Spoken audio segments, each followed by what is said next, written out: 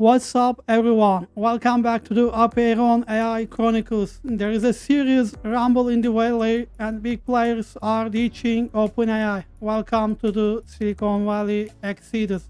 Why is everyone switching to Anthropic Claude?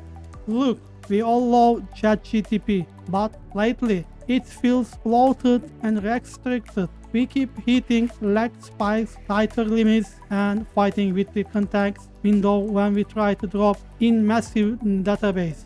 Enter Claude. That massive 200,000 token context window is a total revelation. You can feed it your entire project. For developers, the code is cleaner, more coherent, and it perfectly gets the nuance of interlinked files straight out of the box. In the valley, time is money. People are switching for deeper productivity, not chat. Are you team ChatGPT or switching to Claude? Drop a comment below and hit subscribe for more insight AI breakdowns.